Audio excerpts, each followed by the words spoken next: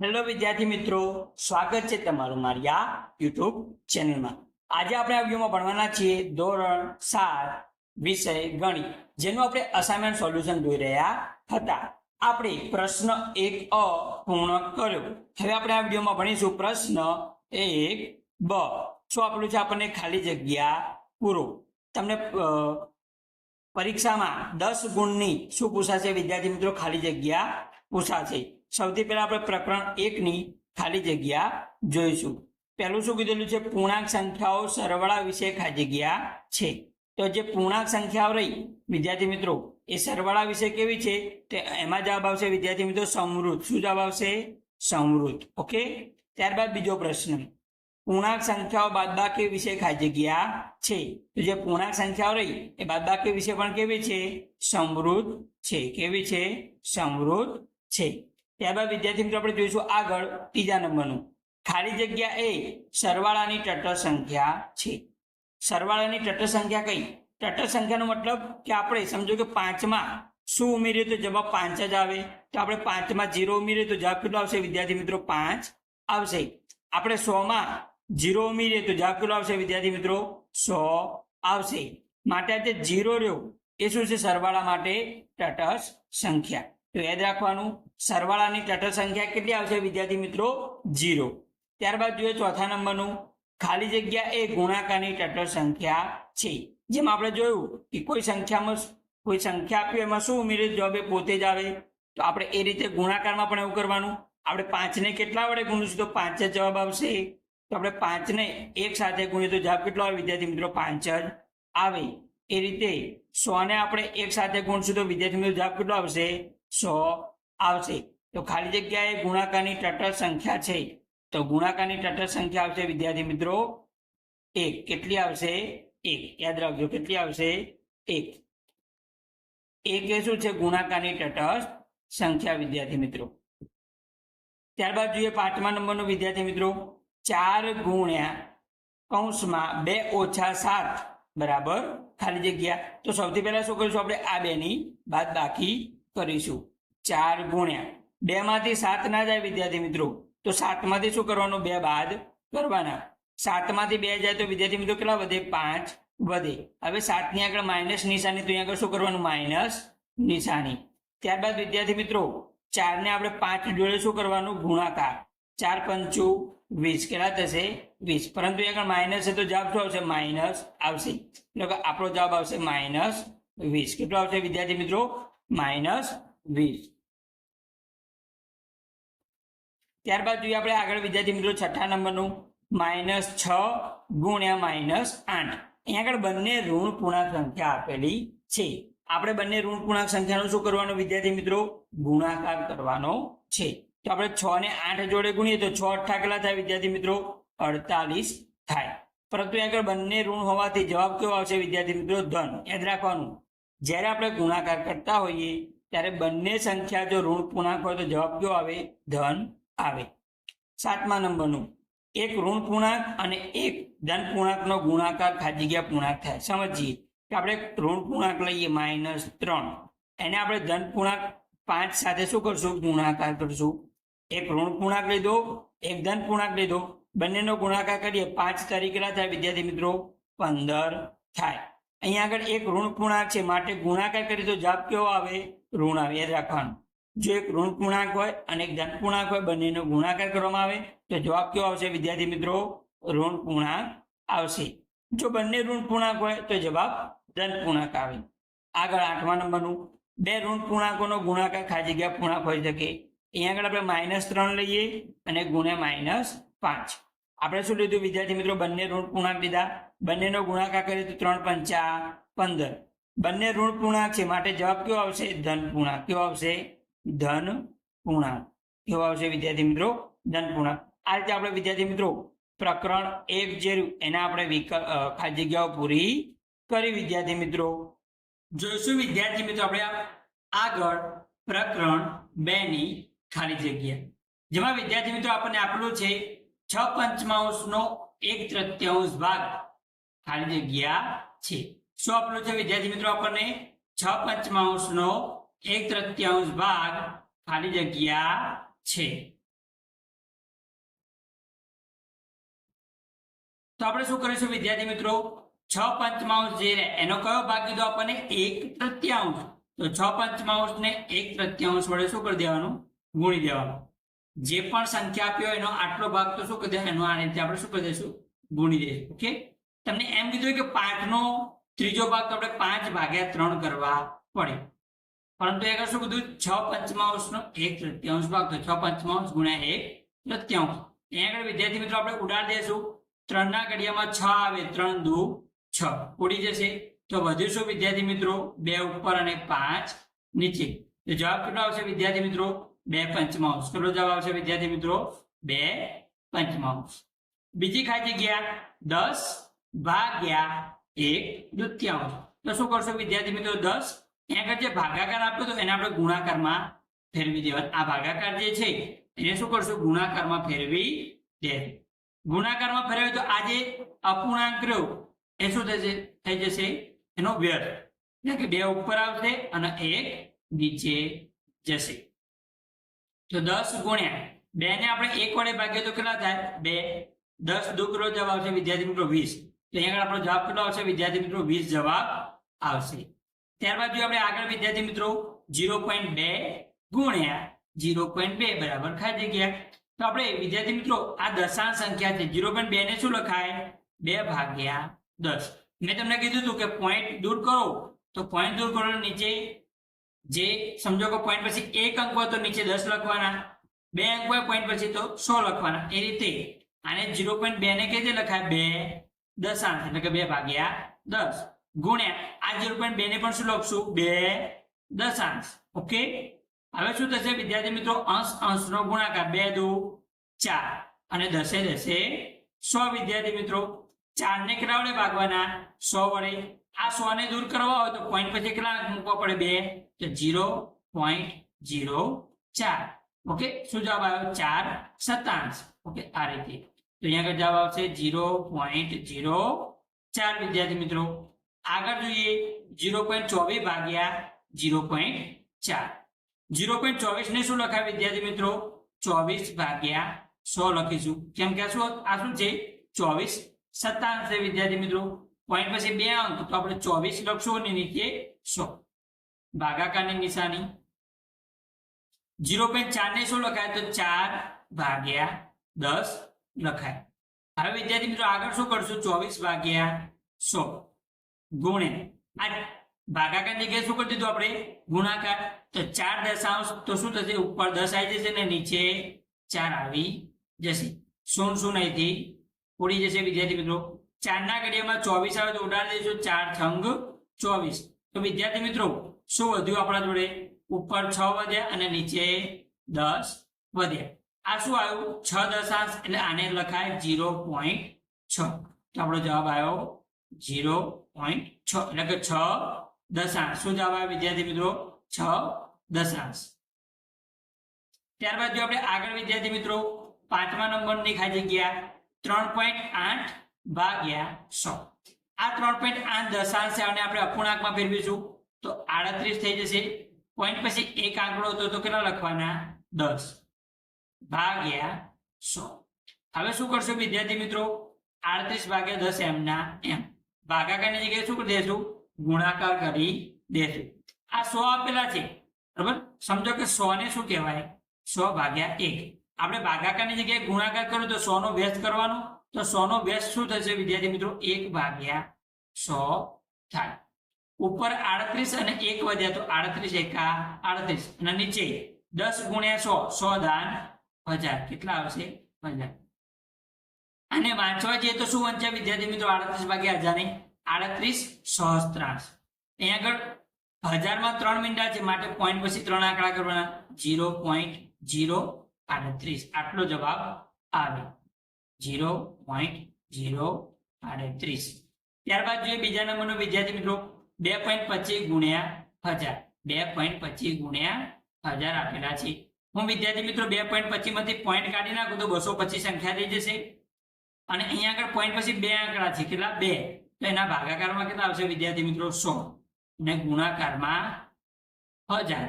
0 0 ઉડી જશે, 0 0 ઉડી જશે. તો વધ્યું શું વિદ્યાર્થી મિત્રો? 225 ગુણ્યા 10. 225 ને 10 સાથે ગુણીએ તો 2250 આવે. કેટલો જવાબ આવે વિદ્યાર્થી મિત્રો? 2250. ત્યારબાદ જોઈએ આગળનો વિદ્યાર્થી મિત્રો, 1/2 ગુણ્યા 1/3. 1/2 ગુણ્યા 1/3. આપણે અંશ અંશનો ગુણાકાર કર્યો તો 1 એકા એકા, છેદ છેદનો ગુણાકાર કર્યો તો 2 તરી 6. તો જવાબ કેટલો આવે? 1/6 વિદ્યાર્થી મિત્રો. ત્યારબાદ જોઈએ 8મા નંબરની ખાલી જગ્યા 2.1/3 ભાગ્યા 7.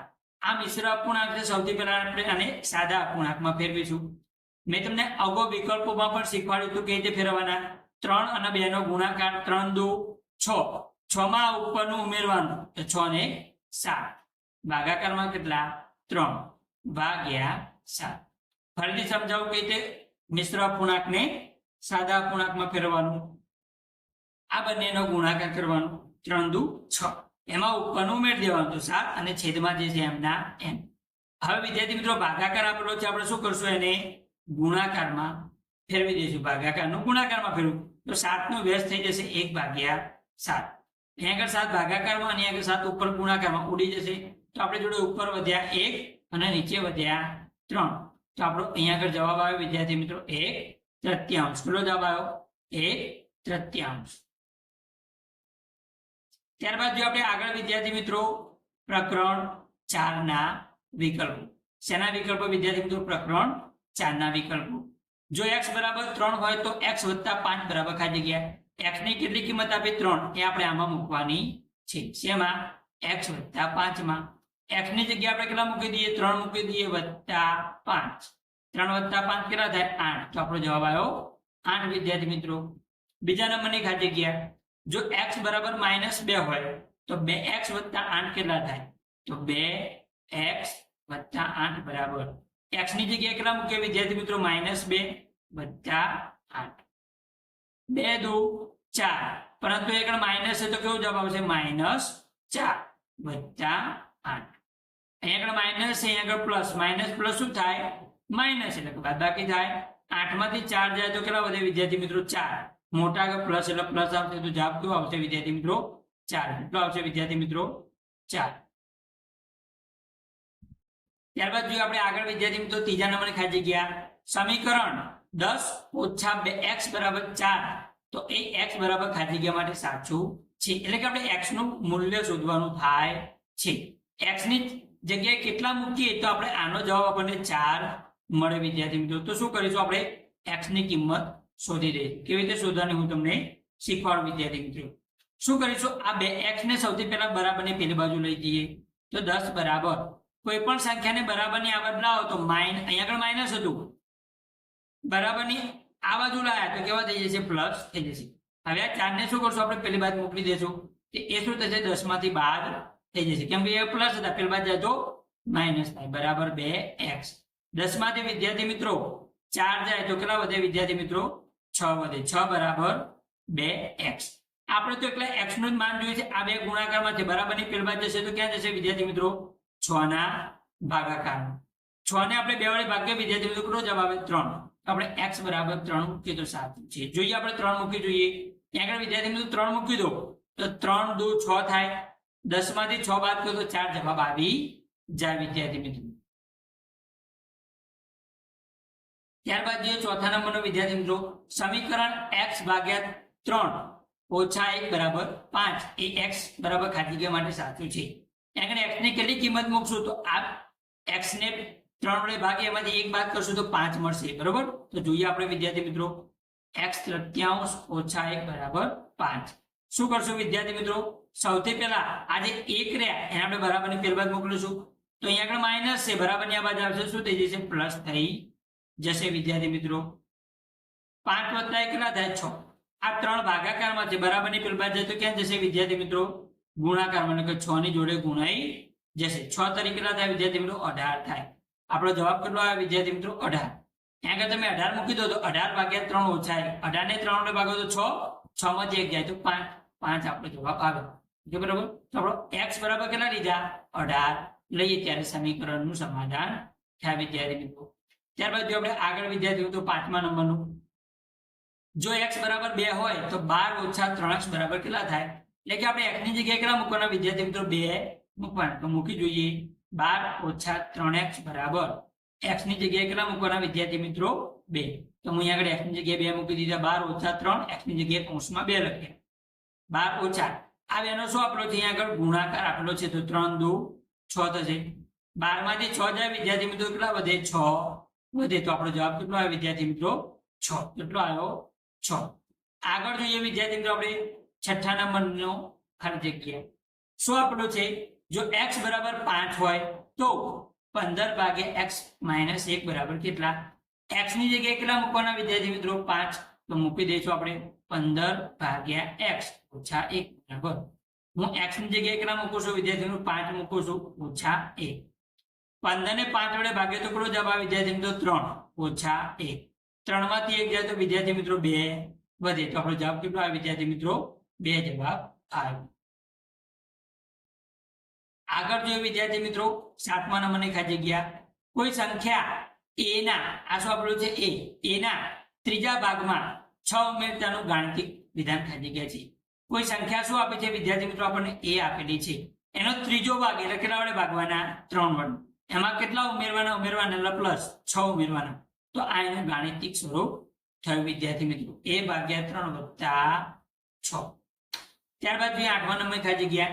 કોઈ સંખ્યા m ના 4 ગણામાંથી 7 બાદ કરતાનું ગાણિતિક વિધાન ખાલી જગ્યા છે. કોઈ સંખ્યા શું આપેલી છે આપણને વિદ્યાર્થી મિત્રો? m. m ના કેટલા ગણા? 4.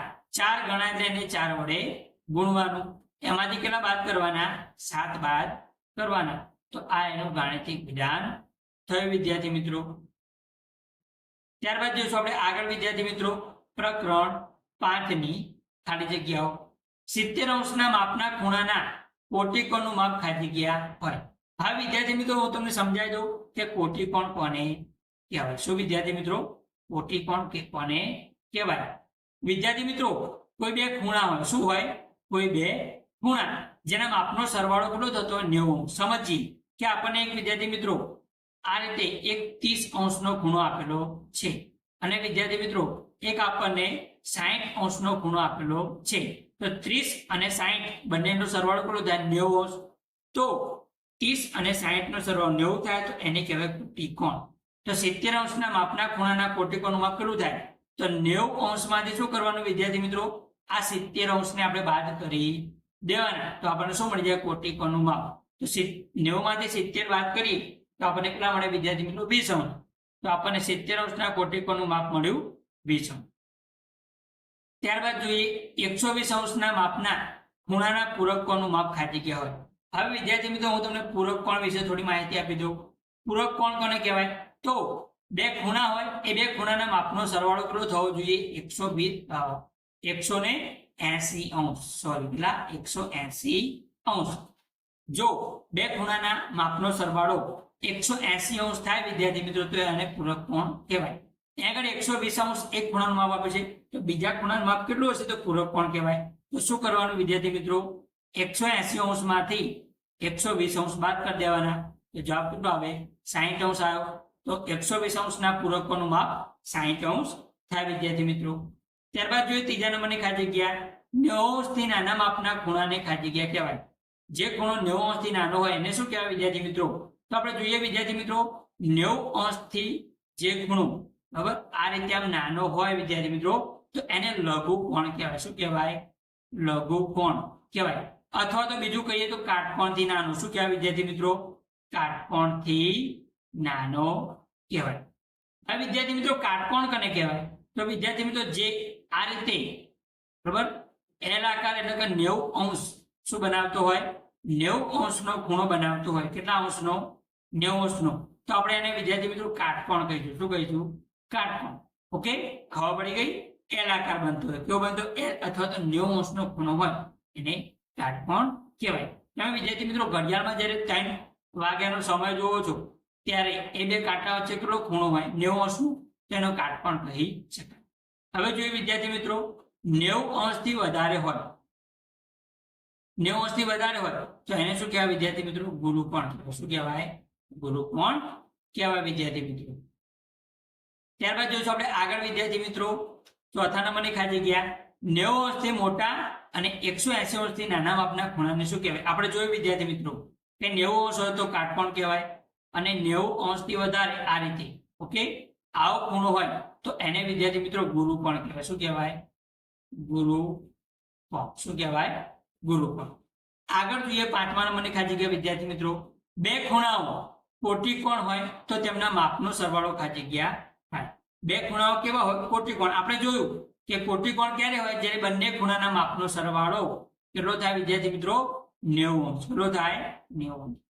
આગળ બે ખૂણાઓ પૂરક કોણ હોય તો તેમના માપનો સરવાળો કેટલો થાય? પૂરક કોણ હોય તો તેમના માપનો સરવાળો વિદ્યાર્થી મિત્રો 180 અંશ થાય. કેટલો થાય વિદ્યાર્થી મિત્રો? 180 અંશ.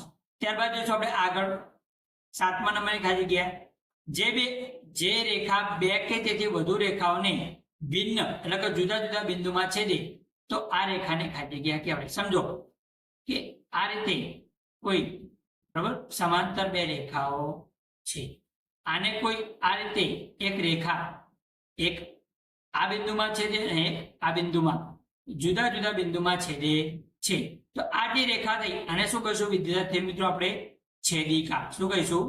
છેદિકા. જવાબ શું આવશે વિદ્યાર્થી મિત્રો? અહીંયા આગળ છેદિકા જવાબ આવશે. ત્યારબાદ જોઈએ આઠમા નંબરની ખાલી જગ્યા જો સમતલ્ય બે રેખાઓ પરસ્પર ન છેદે તો તે રેખાઓને ખાલી જગ્યા કહેવાય. બે રેખાઓ વિદ્યાર્થી મિત્રો આ રીતે સળંગ સીધી જતી હોય એ ક્યાંય પણ છેદે નહીં તો આને શું કહેવાય વિદ્યાર્થી મિત્રો? સમાંતર રેખા. શું કહેવાય? સમાંતર રેખા. તમે રેલવેના પાટા જોયા છે સમાંતર હોય બરોબર એકબીજાના. હા.